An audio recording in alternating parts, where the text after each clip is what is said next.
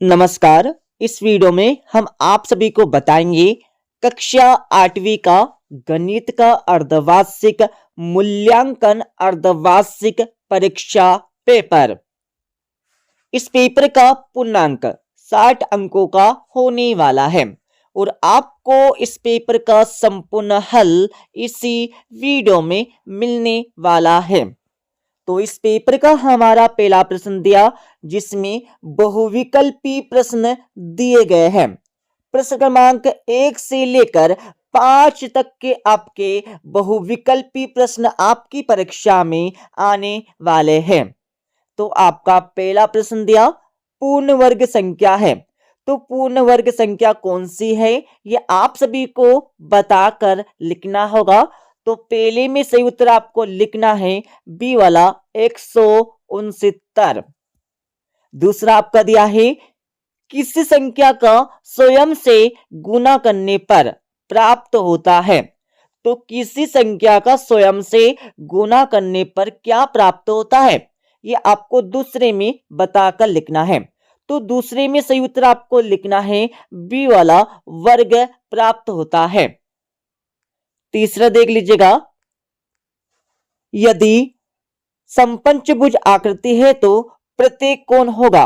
तो प्रत्येक कोण कितना होगा ये आपको तीसरे में बताकर लिखना है। तो तीसरे में सही उत्तर आपको लिखना होगा बी वाला 72 डिग्री कोण प्राप्त होगा। ठीक है। और चौथा देख लीजिएगा, सबसे छोटी पूर्ण संख्या है। तो सबसे छोटी पूर्ण संख्या कौन सी है ये आपको बताकर लिखना है। तो चौथे में सही उत्तर आपको लिखना होगा ए वाला 0। पांचवा आपका दिया है 11 से विभाज्य संख्या है। तो 11 से विभाज्य संख्या कौन सी है ये आप सभी को बताना होगा। तो पांचवें में सही उत्तर आपको लिखना है ए वाला 5443। ये हमारी संख्या 11 से विभाज्य है। अब आप सभी देख लीजिएगा रिक्त स्थान। प्रश्न क्रमांक 6 से लेकर 10 तक के आपके रिक्त स्थान आपकी परीक्षा में आने वाले हैं। तो आपका छठा प्रश्न दिया है 5 और 6 का सार्व गुणनखंड है। तो सार्व गुणनखंड आपको ज्ञात करना होगा। तो छठे का उत्तर आप सभी लिख लीजिएगा। छठे में आपको लिखना होगा एक आपको लिखना है। और सातवां आपका दिया है सबसे छोटी प्राकृत संख्या है। तो सातवें में आप सभी को लिखना होगा 1। सबसे छोटी प्राकृत संख्या 1 है। आठवां आपका दिया है किसी समांतर चतुर्भुज के सम्मुख कोण होते हैं। तो किसी समांतर चतुर्भुज के सम्मुख कोण कैसे होते हैं यह आपको बताना होगा। तो 8वें में आपको लिखना होगा बराबर होते हैं। और 9 आपका दिया है 3 अंकों की सबसे छोटी पूर्ण संख्या है। तो 9वें में आपको लिखना होगा 100 आपको 9वें का सही आंसर लिखना है। 10वां आपका दिया है वर्गमूल को किस चिन्ह द्वारा दर्शाते हैं। तो 10वीं में आपको लिखना होगा इस प्रकार से। ठीक है। अब आप सभी देख लीजिएगा अति लघुत्तरी प्रश्न। प्रश्न क्रमांक 11 से लेकर 16 तक के आपके अति लघुत्तरी प्रश्न आपकी परीक्षा में आने वाले हैं। तो आपका 11वां प्रश्न दिया समीकरण हल कीजिए। तो आप सभी को इस समीकरण को हल करना होगा। ठीक है। तो इसको आप परीक्षा में किस प्रकार से करेंगे यहां पर देख लीजिएगा 2x - 3 बराबर 7। अब आपको चर पद को और अचर पद को एक तरफ करना होगा। तो 2x बराबर 7 प्लस 3। 7 और 3 हमारे 10 हो जाएंगे। तो x बराबर 10/2। अब आपको क्या करना है 2 का भाग 10 में देना होगा। 2 पंज 10। तो x बराबर आपका 5 आ जाएगा। ठीक है। तो ये आपका 11वीं का आंसर हो जाएगा। अब आप सभी देख लीजिएगा 12वां प्रश्न। रुपये 30 प्रति दर्जन की दर से 30 दर्जन किलो का मूल्य ज्ञात कीजिए। तो आप सभी को 30 दर्जन किलो का मूल्य ज्ञात करना होगा। तो इसके लिए आपको करना होगा 30 × 30 का गुना। ठीक है, जब आप इसका गुना करेंगे तो इसमें 900 रुपये आ जाएंगे। ठीक है, तो 30 दर्जन किलो का मूल्य 900 रुपये हो जाएगा। अब आप सभी देख लीजिएगा तीसरा प्रश्न, जिसमें क्या करना होगा, इसका मान आपको ज्ञात करना है। ठीक है, इसका मान आपको ज्ञात करना होगा। तो इसका आंसर आपको बता देंगे इस वीडियो के लास्ट में। बहुत सिंपल सा क्वेश्चन दिया गया है, आपको जोड़ना एवं घटाना है।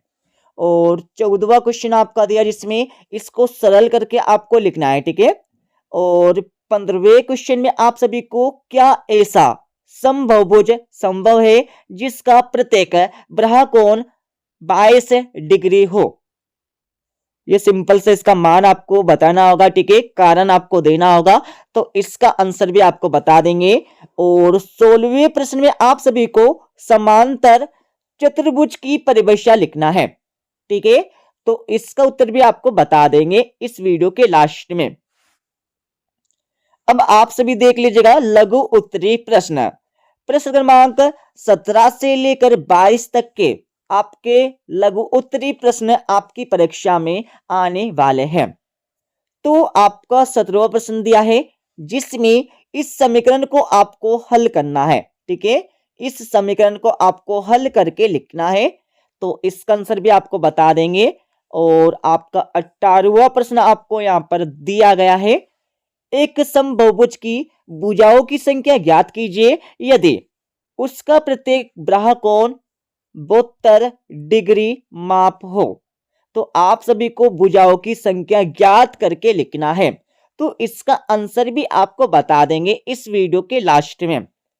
और 19वां प्रश्न आप सभी देख लीजिएगा, किसी समांतर चतुर्भुज के दो आसान कोणों का योग 3:2 है, तो उसके सभी कोण ज्ञात कीजिए। तो आप सभी को सभी कोण ज्ञात करना होगा। और 20वें प्रश्न में आप सभी को प्रायिकता किसे कहते हैं, तो आप सभी को सबसे पहले प्रायिकता की परिभाषा लिखना होगा, उसके बाद आप सभी को प्रायिकता का सूत्र लिखना है। तो इसका आंसर भी आपको बता देंगे इस वीडियो के लास्ट में। अब आप सभी 21वां प्रश्न देख लीजिएगा, 402 में से कौन सी छोटी से छोटी संख्या घटाने पर वह पूर्ण वर्ग बन जाएगी। तो इसमें आपको घटाना होगा 2। ठीक है, इसको घटाने पर 400 आपका प्राप्त होगा, तो 400 हमारा 20 का वर्ग हो जाएगा। ठीक है, अब यहां पर 22वां प्रश्न देख लीजिएगा, 32 का वर्ग ज्ञात कीजिए। तो आप सभी को 32 का वर्ग ज्ञात करना होगा, तो 32 की पावर 2 बराबर 32 × 32, तो इसका गुना आपको करना होगा। ठीक है, तो इसमें आपको लिखना है 1024।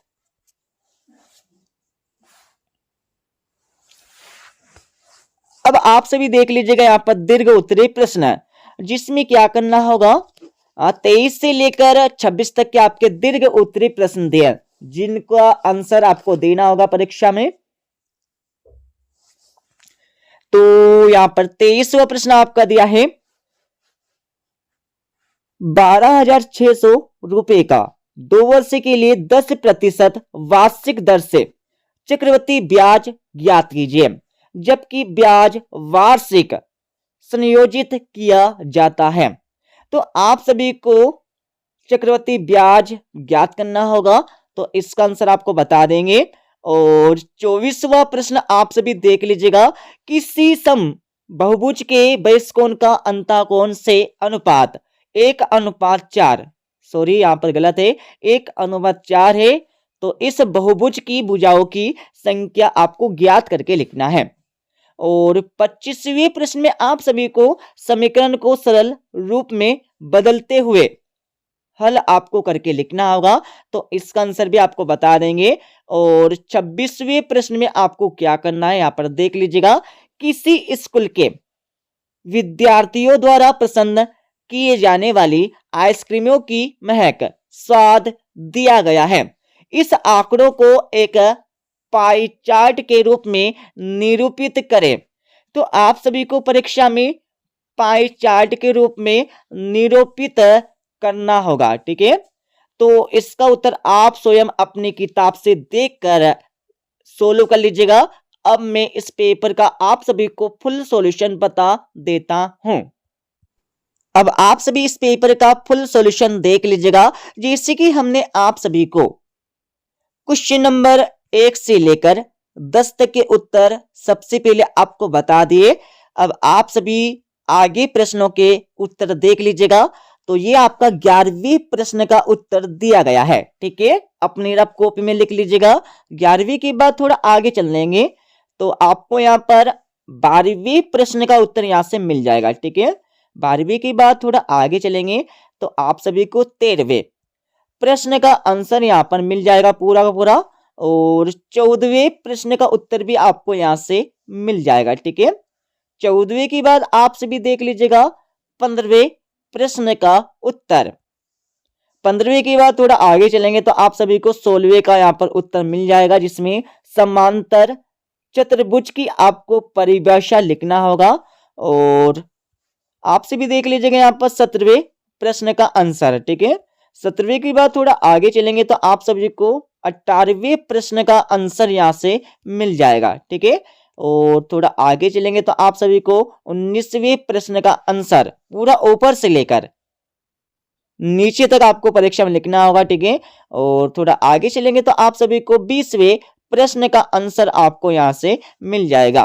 20वें के बाद आप सभी देख लीजिएगा 21वें प्रश्न का आंसर। ठीक है, 21वें के बाद आप सभी को मिल जाएगा यहाँ पर 22वें प्रश्न का आंसर।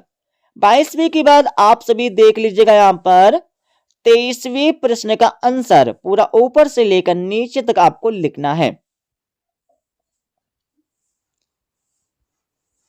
और थोड़ा आगे चलेंगे तो आप सभी को मिल जाएगा यहाँ पर 25वें प्रश्न का आंसर, और आपको 24वें प्रश्न का आंसर अगली वीडियो में बता देंगे। ठीक है, तो ये आपका 25वें प्रश्न का आंसर हो जाएगा। 25वें के बाद आपको 26वें प्रश्न का आंसर भी अगली वीडियो में बता देंगे। ठीक है, तो इस प्रकार से हमने आप सभी को इस पेपर का फुल सॉल्यूशन बता दिया है।